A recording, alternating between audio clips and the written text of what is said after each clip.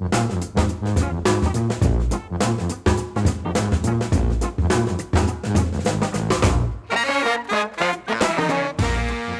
is Cam Marston, and it's good to be back. I put What's Working to bed last March and wondered whether I'd want to do it anymore. I needed a break, and what I got was a break and realized that I missed it.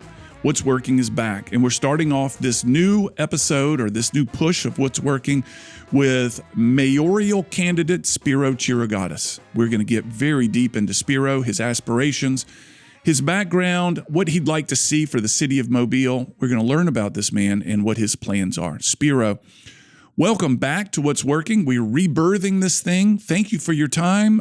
Very much looking forward to this. Welcome. I am very glad to be here. I'm glad you've reinvigorated it. I hope you've had a great break and you've enjoyed your time, but I'm glad to be sitting with you. I had a great break, but I realized several weeks ago now that I missed it.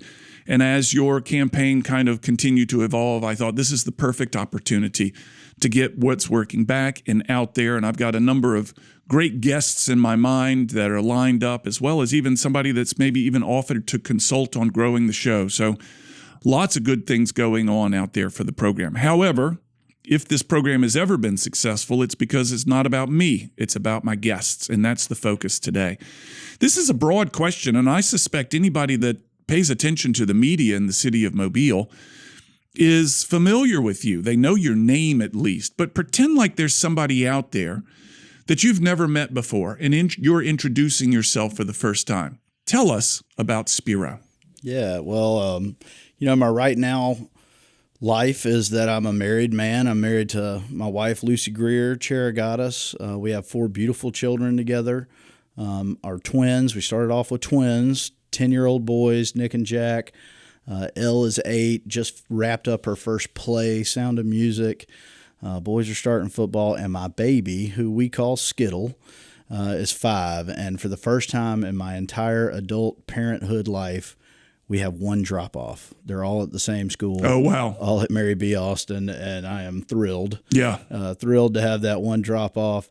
Right now, my primary occupation is running for mayor. Yeah. Before that became my reality, I was serving as judge here in Mobile, district court judge for the entire county, handled, felony cases, criminal cases, but also civil cases up to a certain dollar amount.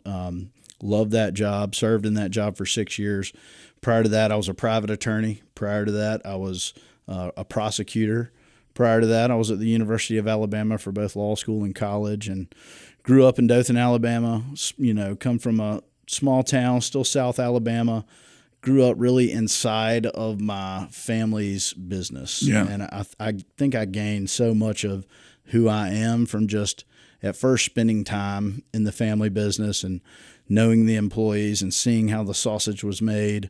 But then as I grew, that's really where I got my work ethic. Mm-hmm. It's the harder you work, the luckier you get. I love that expression. I truly believe it to be true. Yeah. I truly believe that. I found that to be true in my life. And, my dad really instilled that if you're going to do a job, do it to the absolute best of your ability and do it right the first time so you don't do it twice. So as a judge, you are in charge of your own kingdom. Yeah. There is, when you take over that room, when you preside over your courtroom, you are the king in that courtroom. The rules, the tone of the room is set by you. The way people address one another is set by you. The outcomes are often determined by you.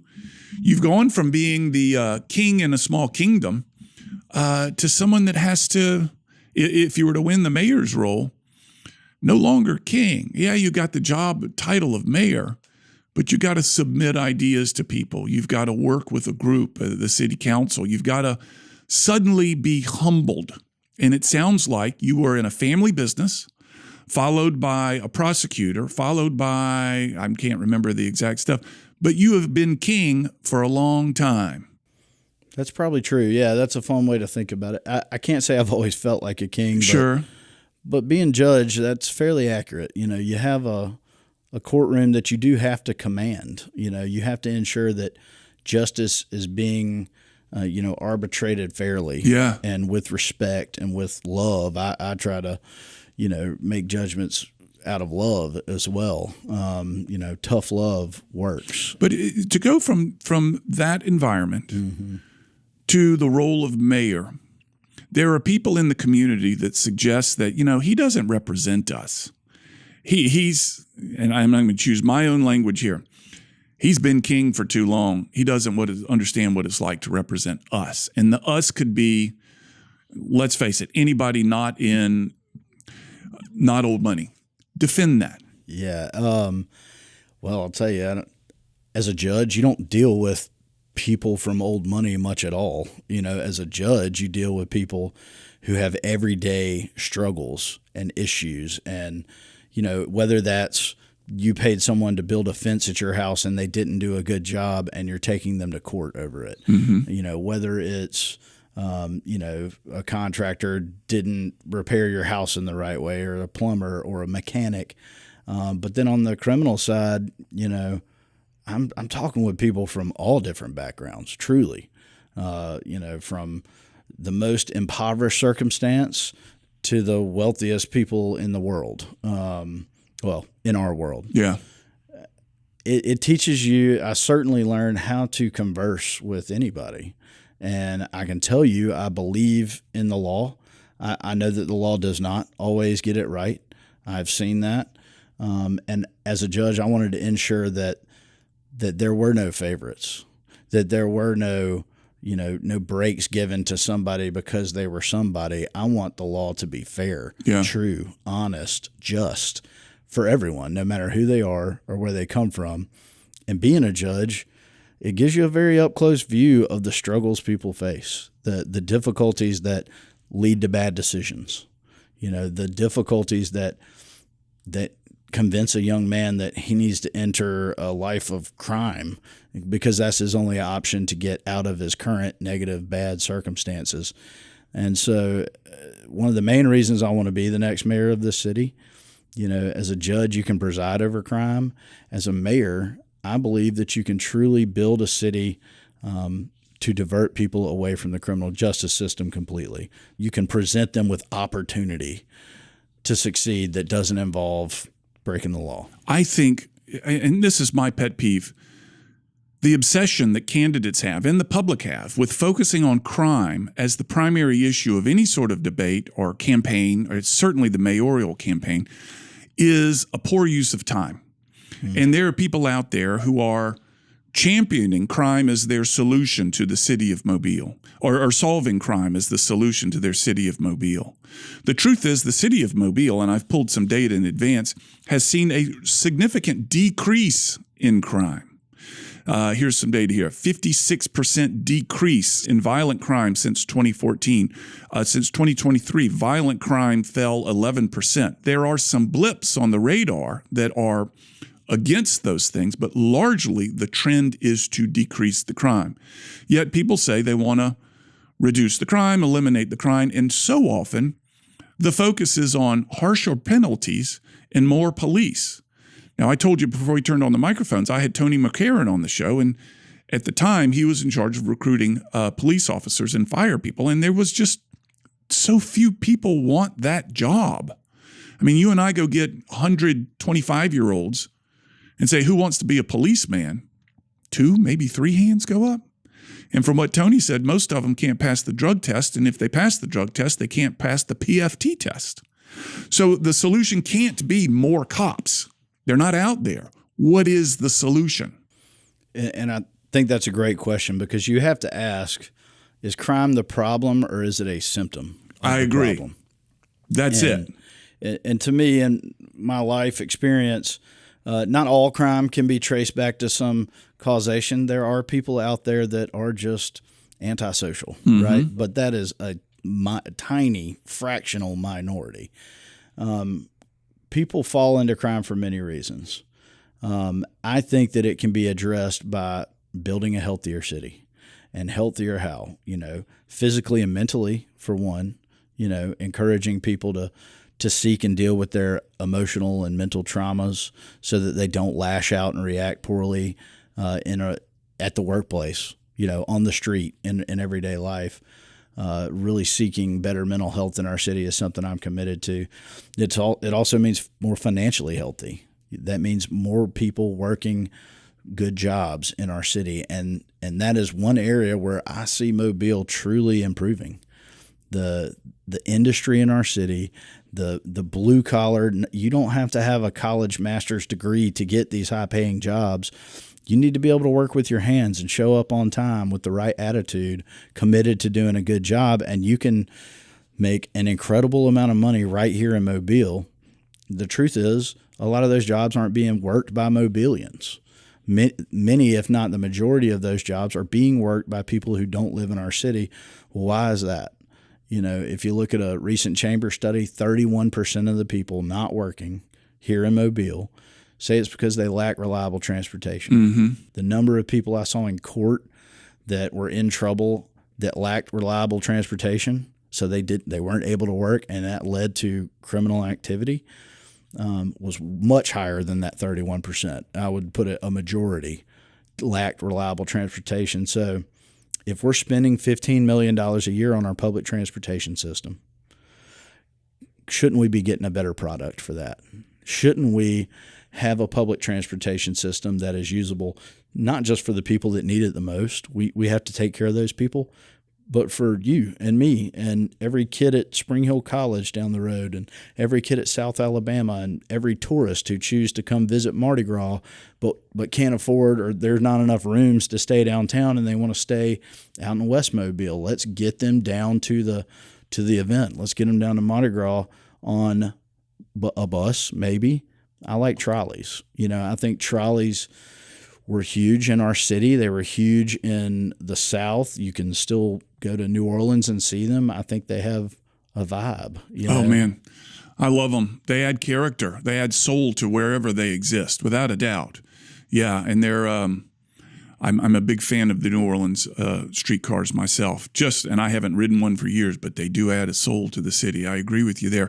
So go ahead. You can use those to connect people to work. Yeah. Right? People that are in many ways landlocked into their neighborhoods that are struggling, neighborhoods where houses are deteriorating, people are unemployed, people don't see a way out.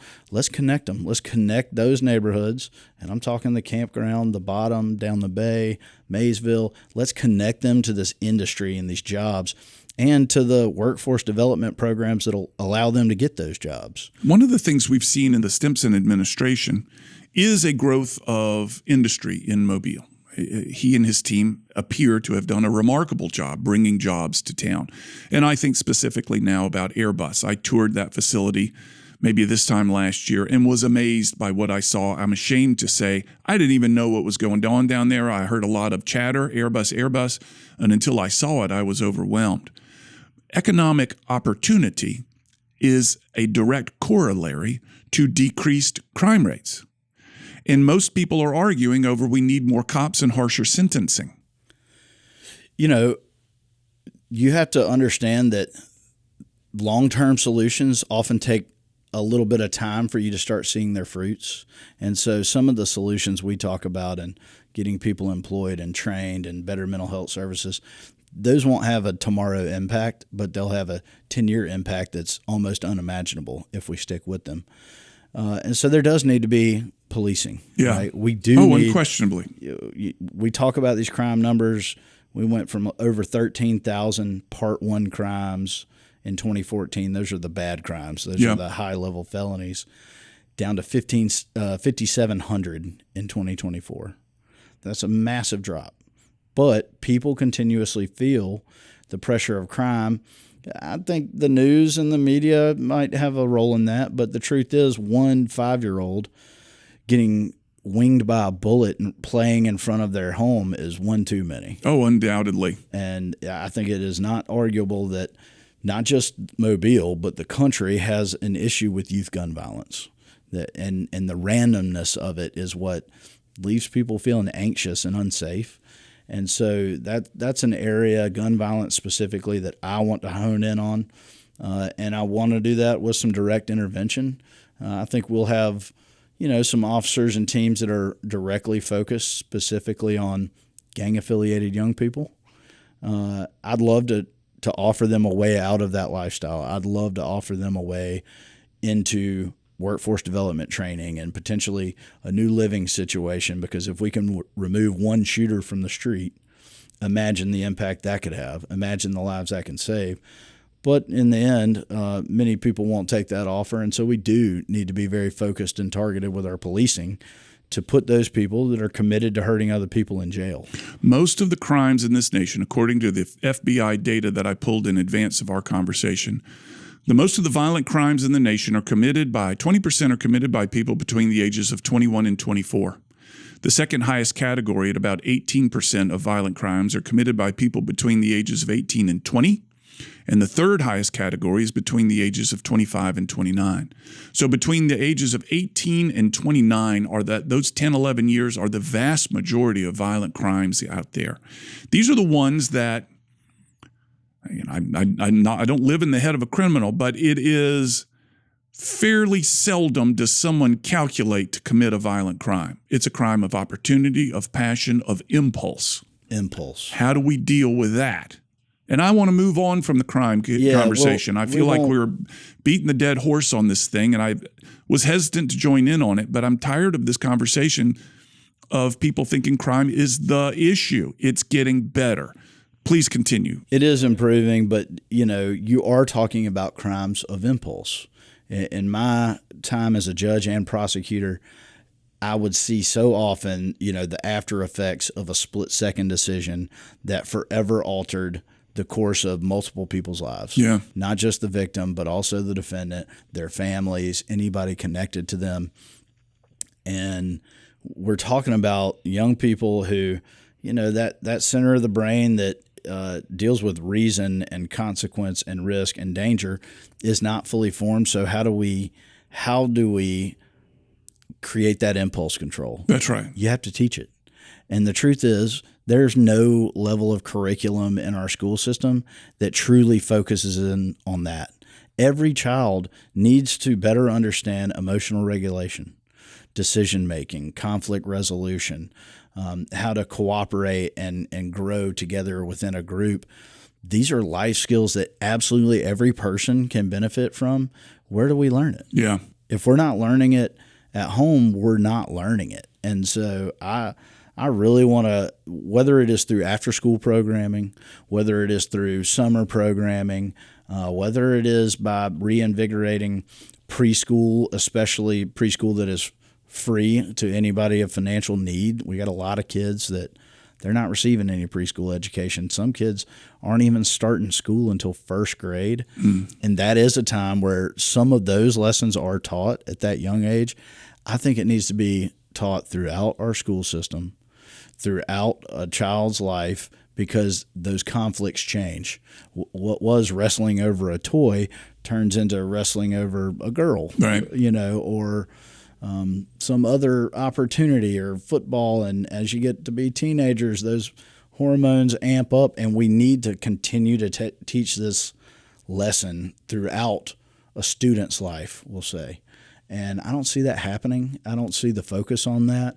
And if we can truly train that and delete that just reliance on emotion and impulse to guide our actions, I think we can see major changes. It would be great. It's a challenge that the teachers face that I hear frequently. The teachers say it's not our job to raise the kids. The parents say it's not our job to provide discipline. And though I feel it is, both have a stance of what is my job with your child. The parents are busy sending their kids to school saying, help me. The teachers are getting the kids saying, we'll help you. We'll teach them. Yeah. But we're not here to teach impulse control. That needs to be done at home. Or we're not here to teach conflict resolution. That needs to be done at home. We're here to teach math facts and alphabet and history lessons, etc. So it's like both sides are throwing their hands up saying, I can't do it. I don't want to do it. I don't have the time to do it. But I don't want to go too far down that path. One of my least favorite things is that's not my job. I agree. I can't stand that statement. But let's quit arguing over whose job it is. Let's agree on goals. That's what our country, in many ways, is missing: shared goals, shared beliefs, and core values. I think our goal, parents, teachers, government, media.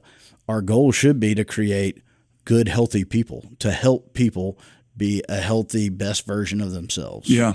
And I think by teaching these lessons, we're going to get there a lot faster than trying to argue and figure out whose job it is.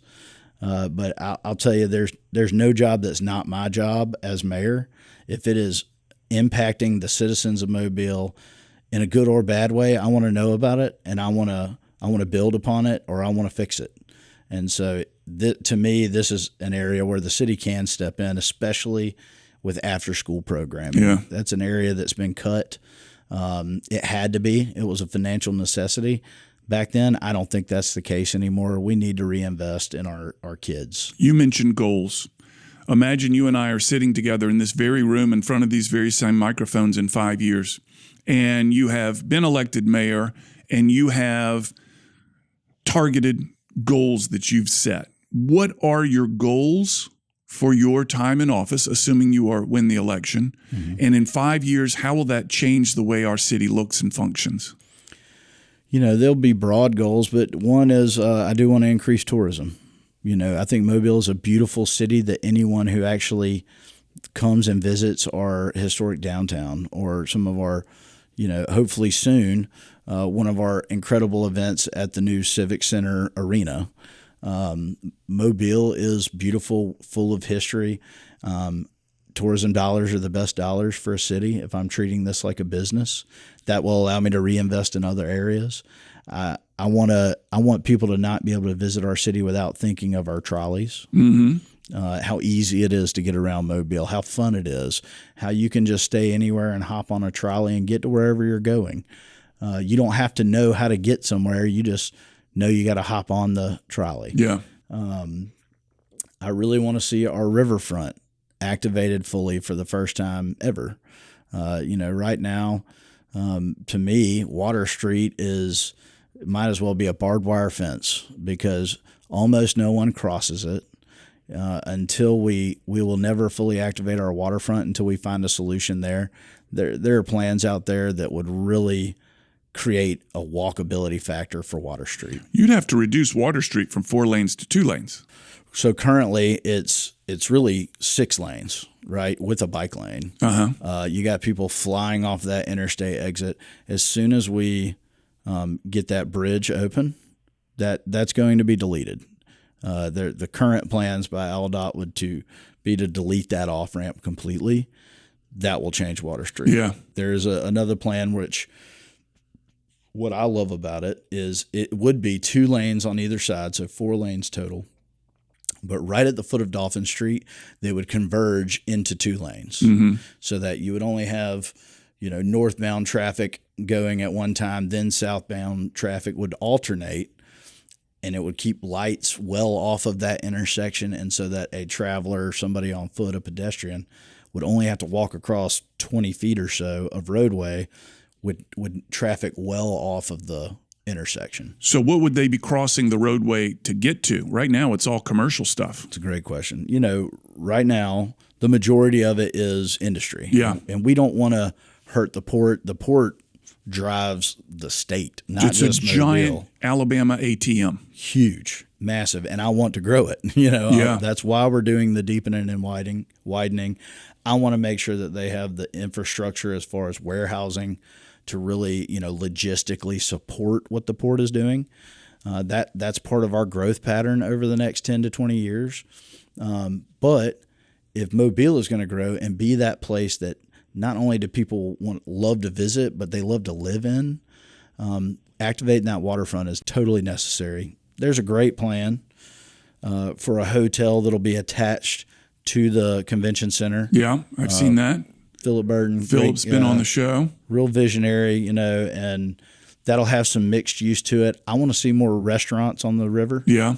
I think there are things we can do with the convention center and the Maritime Museum that will create better opportunity for people to just sit by the waterside, enjoy a meal, enjoy a coffee, just spend some time on the waterfront. I know it to be a fact that food is 4.7% better tasting when there's a water view to it. And I know that a cigar tastes 6.4% better when there's a water view with that cigar. I hear that most stats are made up on the spot. And 97.4% are. whether that's true or not, it is true. Yes. It is. A drink tastes better on the water. Yeah. Food tastes better on the water. A cigar, tastes better on the water. So let's open up those opportunities. Yeah. I'd love to see a restaurant on top of the Maritime Museum. It's hard. I find it difficult to get to, but every time I go, I'm glad I'm there. It's The view from that building. deck is wonderful. So let's I love the idea here. Is there a model? Think about a city that you've seen that you think, yeah, if we could duplicate this, if we could grab what I see here in XYZ city and transport it magically to waterfront Mobile, what is that city? You've seen it. I think you've seen it happen in, we don't think of Chattanooga being waterfront, but it is. Yeah. Savannah, of course, we think about. They've done it. Yeah. They had primarily industrialized waterfronts that they have converted to very tourist-friendly river walks. Yeah. San Antonio, a lot of people from Mobile visited San Antonio not that long ago. We can do it. Yeah. And I believe we have the space for it. And so my looking forward into the future, one of my biggest dreams is that we truly activate the waterfront, not just where it exists now, but south of there. That bridge is coming. Yeah. They're doing test pylons. I want to see a beautiful park right up under that bridge. Maybe some AstroTurf somewhere you can take your dog and your kids and play and enjoy. But then just south of that, you have a lot of older warehouses that don't really use their water frontage. Yeah. You've got a lot of bail bond companies, and you got the jail. And that jail is perennially over capacity. Perennially. We can't avoid crime. This conversation just can't avoid crime. We're going to have to get back to it. Well, but here, let's delete the jail, right? Let's imagine a time when that jail is not there. Yeah, that's a crime solution for sure. Well, hey.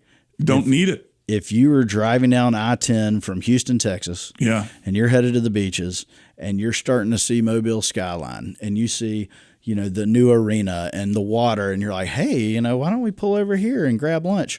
Right when it's time to exit at Canal Street or Water Street, you see barbed wire. Yeah. And you see a prison facility, what it looks like. And maybe not. Maybe we'll just go on to Buc-ee's. That's right. Oh, good Lord. So Buc-ee's. if all of a sudden we can change what people see of Mobile in that spot specifically, if all of a sudden we had apartments, waterfront condos, a waterfront entertainment district, Lord knows I'd love a baseball football stadium. If you can imagine that, and imagine that's what people see when they drive through Mobile, imagine what that can do for our city for the rest of time. So you're selling a vision here, which I like the sound of that. The Mobile, our town, has been perpetually the city of perpetual opportunity or something like that. The city of perpetual potential. Yeah. And I feel like it's finally getting actualized. And many of your opponents want to continue to talk about the way things have been, the way things are.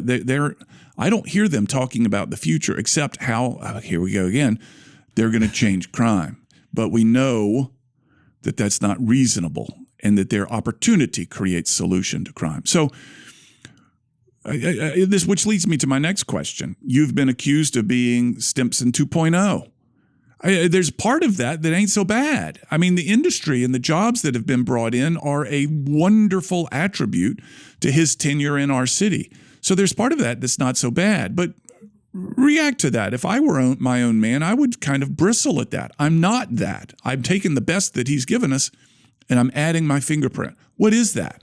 Yeah, financially, Sandy Stimson saved this city. Maybe he didn't do everything right, but financially, we're in a position today that was unimaginable 12 years ago. I've heard, yes. That's from bringing in new industry. We benefited from the penny sales tax, but we've remade this city in many ways and pulled it back from the brink of bankruptcy. Yeah. So I want to build upon that. I understand that there are people in the city that feel left out of the progress of Mobile. But I think it's inarguable if you look around that, downtown is a better place today than it was 10, 12 years ago. The job market in Mobile is better today than it was 10, 12 years ago. It's time that we take this momentum and build upon it. It's time that we take this momentum and spread it to the entire city. Yeah. When you're trying to fix age-old problems, we're the 18th oldest city in the country. We've got old problems that have been left to fester. I want to solve those when it comes to our infrastructure, our roadways, our stormwater drainage system. We got a lot of heavy lifting to do that we have to fix, and we got to do that all while funding our police and fire properly, right, by making sure that our employees at the city 2100 have a living wage that they can actually build their lives around. We got to do it in a way that helps and not hurts our business. So look, I'm my own man. I'm sure Sandy would tell you that. He and I, while we have conversations, our relationship started off on pretty rocky waters, in that he and his police chief made a statement I disagreed with, and I took to the airwaves, as they did, and told them how wrong I thought they were, in their assessment of a crime issue at the time. Judges, they were trying to blame judges for this uptick in violence around 21, 22, and 23 that frankly occurred nationwide. Yeah. It was a nationwide issue, and I thought it was unfair, and I made that known. But what I will try to emulate with Sandy is his ability to work with people. You've said it. A mayor can do nothing alone. Right. We don't have executive orders. You have to find agreement at a minimum with the city council to get anything done that you wish to do. But you really also need to work with not just your business community, not just your nonprofit community, but your faith community. If you want to truly impact lives in this city, you need to get people together and people working in the same direction with the same goals. Mm-hmm. And so that's what I'll be doing. I'll be calling those meetings and asking each other, asking our business leaders, asking our pastors, can we agree on what needs to happen in Mobile? Can we agree that we want more people earning a living wage, and we want to increase the median income wage here in Mobile from $34,000 to $50,000? So I can't imagine anybody would say they don't want that. But there's probably an angle that I'm not familiar with that they may say, some pastor may say, yeah, I want that, but here's the problem. But you're you. But you don't understand my community. But we've been looked over before, and here's another, I'm just going to be candid here. Here's another brown-haired white guy saying the same thing. Brown hair, brown thinning hair, that's me I'm talking about. White guy saying the same thing. Thin, yeah. How are you different? I mean, how are you different? I've talked about it a little bit. I've been criticized for talking about it, but I didn't grow up well off. We were in a family business that struggled, and our income was tied to it. I experienced things in my life that that I would call injustice. I experienced losing my father and the first time I ever saw it snow was in visiting my father in prison at Elmore County. Mm-hmm. I know what it is to have difficult circumstances, and I know how to persevere despite those circumstances. So in that way, Sandy has lived a life much different than mine. I think we both have good hearts. We have Christian values. We want to see other people valued. So in that way, we are similar. In our life experience, I think we differ greatly. But my experience as a child, having that feeling of your dad being stolen from you, it made me appreciate the young people who grow up without a father at all. But you did well. I mean, you have a story of early hardship, undoubtedly. And so can they. And you went to law school. Were you the president of your class or edited the vice president? Yeah. Then you moved to Mobile in a wonderful exalted role and all this stuff. And then But I didn't get there because it was handed to me. I recognize that. I got there because I worked hard and struggled through difficulty and maintained goals and purpose in my life. And I think we can put that in the lives of children who frankly aren't getting it at home. I agree with you. I love the sound of this. Somebody that's out there saying that's what they all say. I mean, this is standard politician stuff. This is what they do to get voted for. How are you different? I think you can ask anyone who ever appeared in my courtroom and ask them, how am I different? And they will tell you, that man cares. Yeah. I tried to make it painfully obvious how much I cared, how much I believe in people, even when they've, done wrong. I believe in holding people accountable because you can't learn if you're not held accountable. But in the end, all I can do is tell you now what I'm praying for and what I'm hoping is that I get to prove it to you. Yeah. And I promise you, if a voter out there right now is wondering if you trust me with your vote, I promise you, you will not regret it. I'm not going to forget the little people. I was a little person. I'm not going to be a part of some exclusive club. I never have been. I am here to serve people. I'm not here to serve myself. If I wanted to serve myself, look, I'd have stayed a judge and a king of my courtroom and financially stable. I left that job because I know as a mayor, I can build the programs. I can lead people in the direction that can push them towards life and success and, opportunity.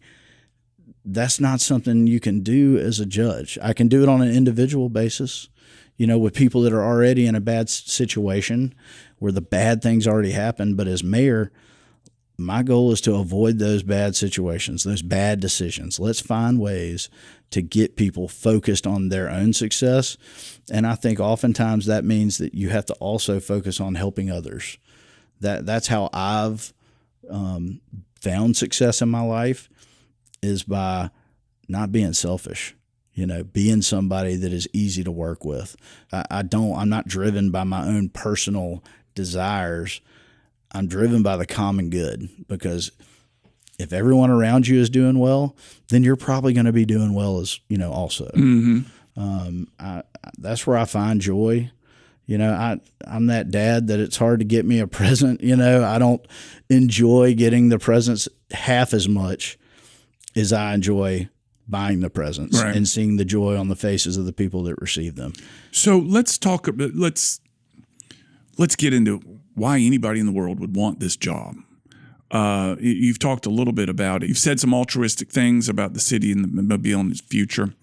But what are your? This sounds like an interview questions of some corporate organization. But what are your weak points? I mean, what are your? We've heard your strengths.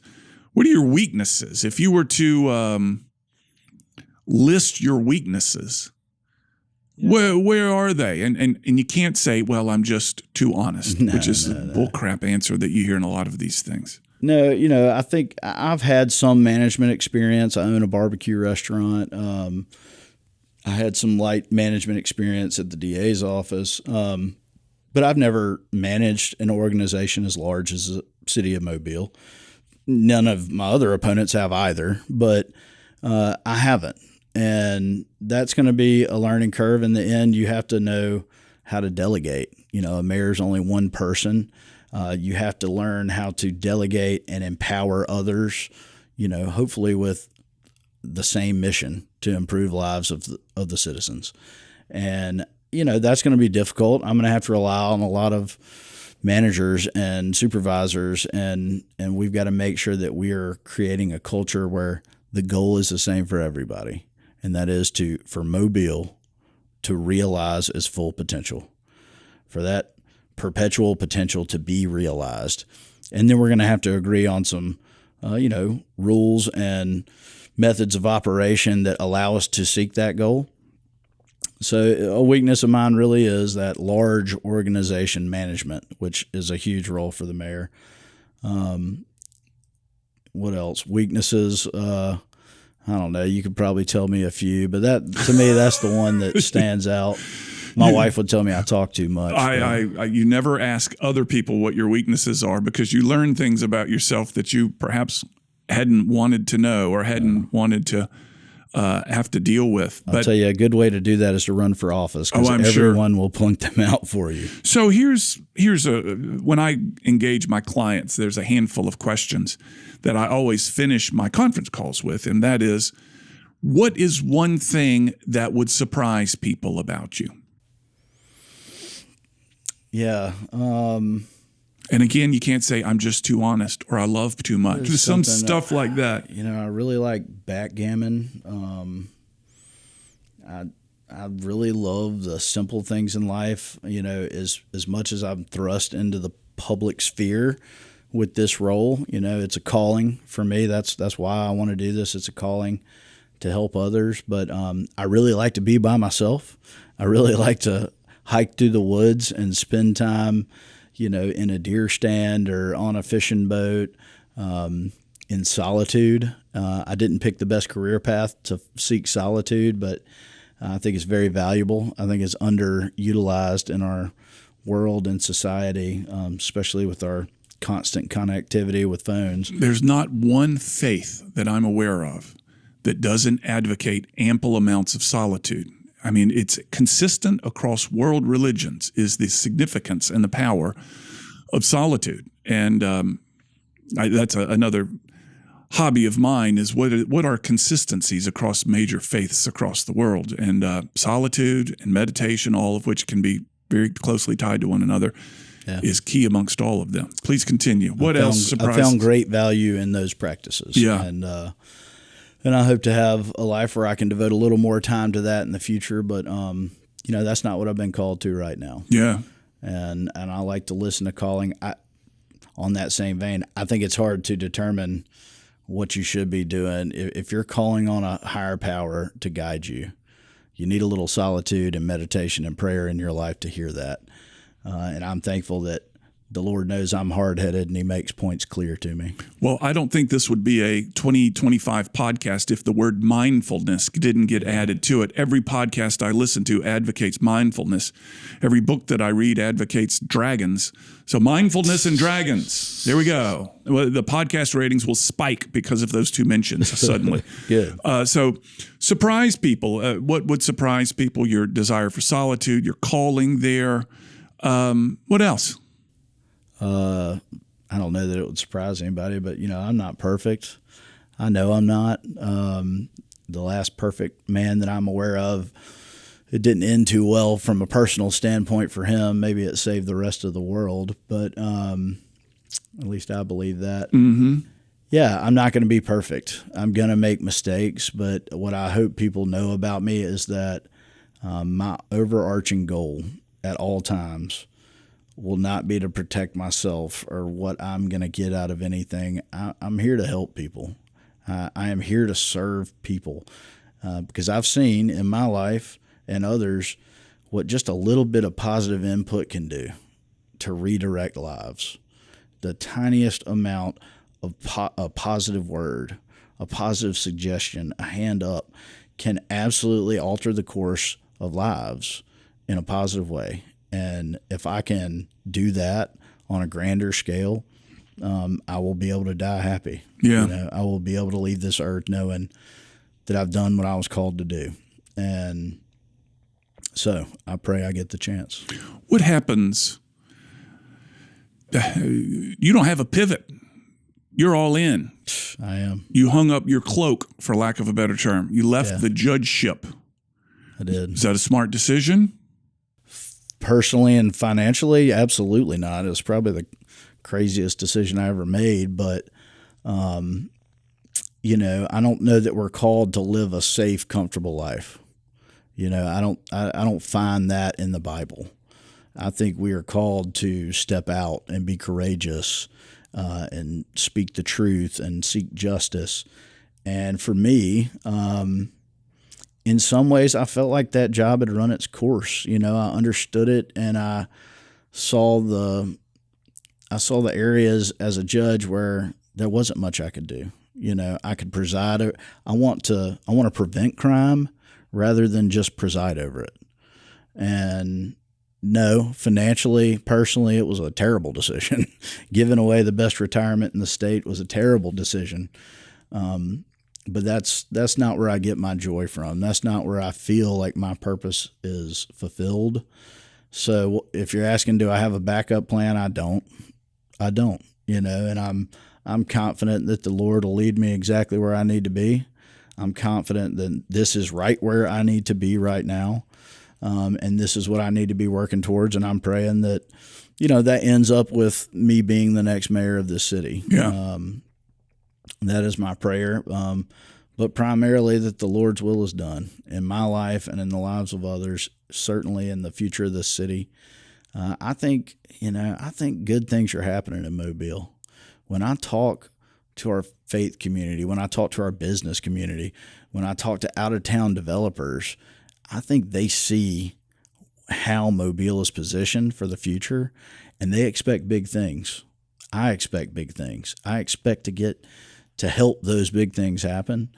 And, if somehow that's not my destiny, that's just fine. We'll figure it out. Yeah, I love that. The Lord has not called us to lead comfortable lives. The Lord has not called us to avoid challenges to ourselves. And I believe that to be true as well.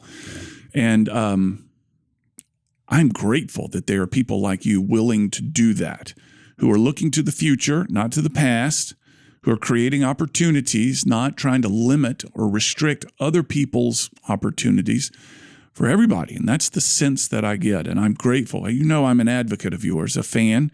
We've served together in church at times. And when I heard your name and entered the hat, I was all in as well. Spiro, I wish you the best of luck. Last words are yours. What can I say? I'm asking for people to trust me.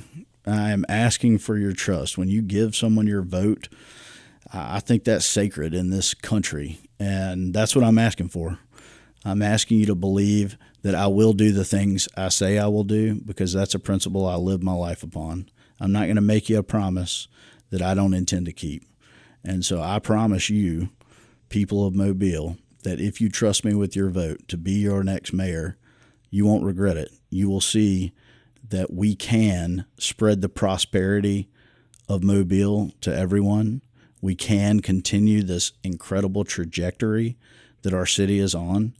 And hopefully you'll get to throw out the first pitch one day at a Riverfront baseball stadium. Dang.